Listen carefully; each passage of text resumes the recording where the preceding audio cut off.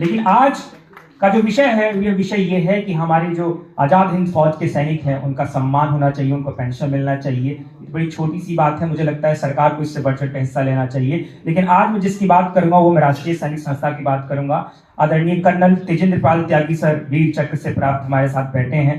जब मेरी इनसे मुलाकात हुई और जब इन्होंने इस संस्था के बारे में मुझे बताया और जब मुझे इनसे बात हुई तो सर ने कहा कि इस देश की पहचान इसके जीडीपी से नहीं, इससे होती है कि इस देश में दिव्यांगों और सैनिकों का और महिलाओं का कितना सम्मान होता है। ये बात मेरे दिल को छू गई और सर ने राष्ट्रीय सैनिक संस्था में एक दिव्यांग प्रकोष्ठ बनाया जिसका मुझे नेशनल कन्वीनर बनाया।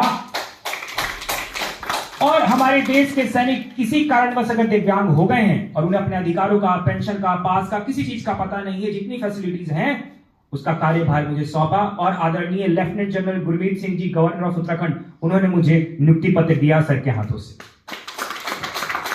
जब मैं इस संस्था से जोड़ने के लोगों की बात कर रहा था तो क्योंकि I'm a lawyer, I'm a criminal lawyer in the Supreme Court, तो मुझे बहुत से लोगों ने पूछा कि इससे हमारा बेनिफिट क्या होगा, फायदा क्या होगा। ये जब सवाल मैंने सर के सामने रखा तो सर ने मुझे एक ही बात बोली, इस संस्था से जुड़ना ही अपने आप में अद्भुत है, समर्पण होना चाहिए, किसी का कोई फायदा नहीं, देशहित होना चाहिए।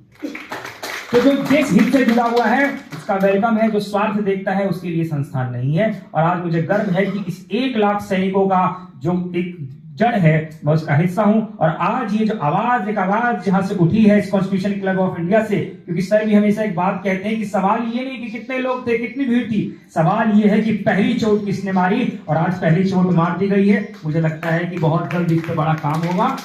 और एक सबसे बड़ी बात, इंडिया गेट पे जो आप ये सुभाष चंद्र जी की मूर्ति देखते हैं, क्या कभी सोचा है वो किसके कहने पर बनी है?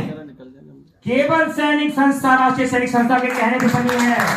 लोग इंडिया गेट पे आते हैं, फोटो खिंचाते हैं, सुभाष चंद्र बोस जी के साथ फोटो खिंचाते हैं, लेकिन ये भूल जाते हैं कि बना किसके कारण है।